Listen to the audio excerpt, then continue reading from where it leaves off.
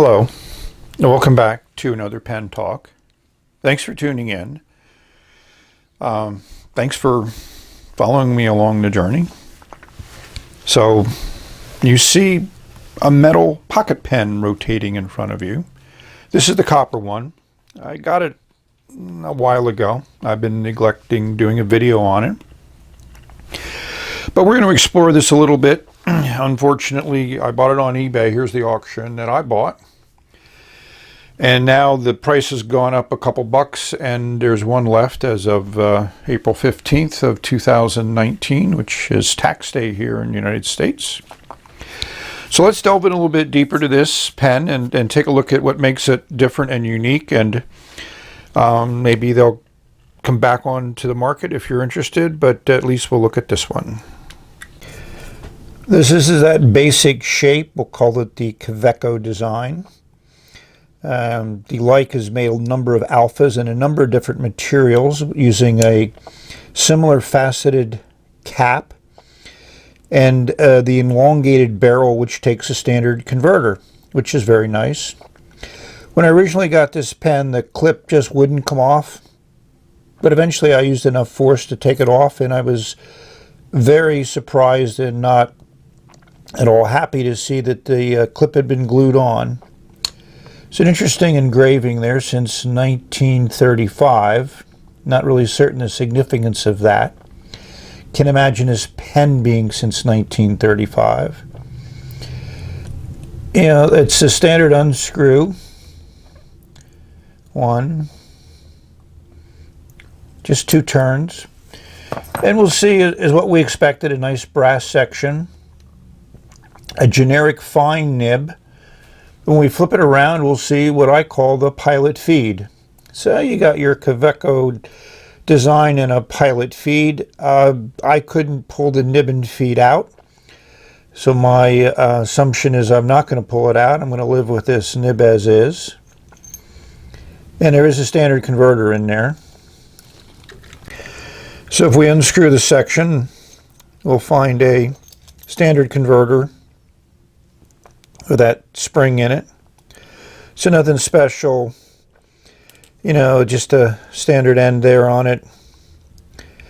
Fits into that little extension at the back of that feed probably.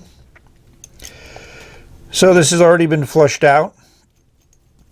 So one of the things that you'll notice is there's a few micro scratches here from the cap.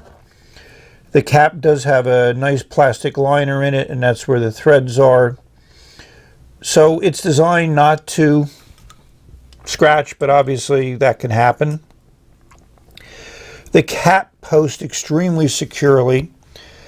It makes for a pen which some people would say is too weighty to write with, and I can't disagree with that.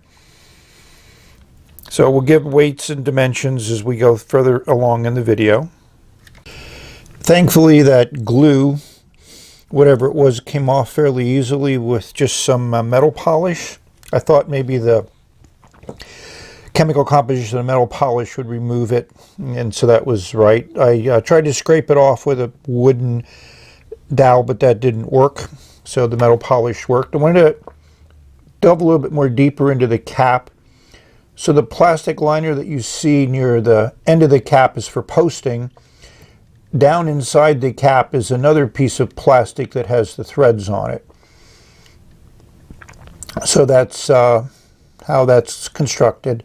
Like I say, they did a nice job in trying to make the pen interesting from a metal pen viewpoint. And the machining on the inside looks okay in both of these. You know, fairly clean, so that's always a good thing. We need to compare the copper pen to the D-Leica brass pen that I have. And it is a different color. I don't know whether that's coming across as well as it can. I got a little bit of sunlight, a little bit of LED light. You know, these are heavy pens, so they're going to slide around. But this pen, I took off the varnish, and you can see that worn piece, which was on these D-Leica metal pens. And it is a slightly longer pen, which is interesting that they made it a little bit longer. But it does have a nice feel to the texture. It feels like the brass that I've cleaned the varnish off, and yeah, this is also smooth too. But you know, hopefully, like I said, the lights are letting you appreciate there's a slight color difference. Here we are with a little bit different lighting, and I think the color difference is even more apparent. But in reading what I've been able to read, and I went to school and studied metallurgy, so I should be more aware of this, but they call copper more of a reddish color, and they're saying that brass has a more yellow color, and I see more yellow here and more red here. So, but you know, slight impurities, I'm certain it's not 100% copper, but certain impurities will significantly change the color, so it's hard to really judge a metal totally on its color. And I probably should be able to figure out some other types of tests, but at the end of the day, I like the pen, I like the way it looks and feels, so that's really what matters. I thought we should compare the copper pen against the Era 2 silver pen that I got recently. Both of them are similar price. They're less than half the price of the Like Alpha brass pens, and I think they're of equal quality with a few little quirks. This one's a couple millimeters longer than this, which is a couple millimeters longer than the Alpha series. Both of these had issues with the clips were loose. That's why they probably glued that one on, but I was able to bend the clip and make it fit relatively well now, so they both work well, the clips on both of these. The color is definitely different between the two. So what ink to put in it? I think this is the one that we need to go with. It's my Robert Oster Bronze.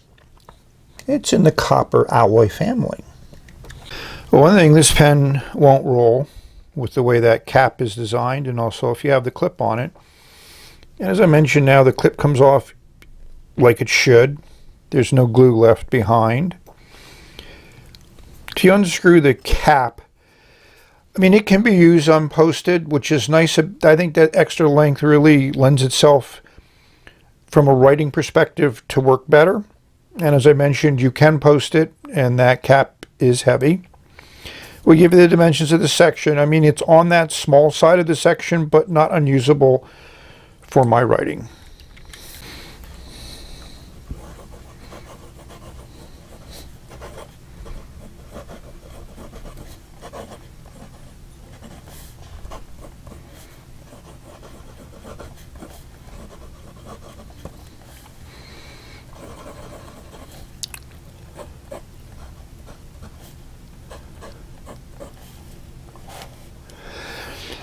I mean, I like this nib. I'm impressed. It writes as good as any fine nib I've ever used. I mean, the bronze ink is not the most saturated ink, but in this pen it works very, very well. You know, you can put down a really fine line with no pressure. It doesn't require any pressure to write, but it does respond to a little bit of pressure, which makes for, to me, a nice writing experience. So now we're going to rate this pen. I'm going to give it a 8.9. It writes well. It works well. You know, this metal, I think, is either plated or is coated with something, but it has that look of natural metal or uncoated metal. So who knows how it's going to wear over time. You're going to get micro scratches. So all of those things, to me, are what you get with a metal pen. I mean, it's going to show age, it's going to wear.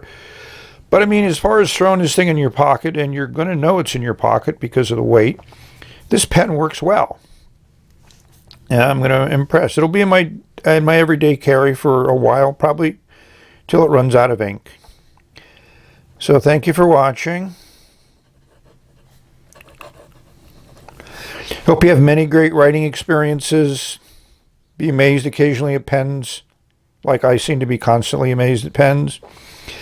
And it's a great world, and hopefully with all that you learn, you can choose some writing instruments that you enjoy. Put some ink on paper. Share your thoughts. This is the end for now. Until the next video, bye. Works well.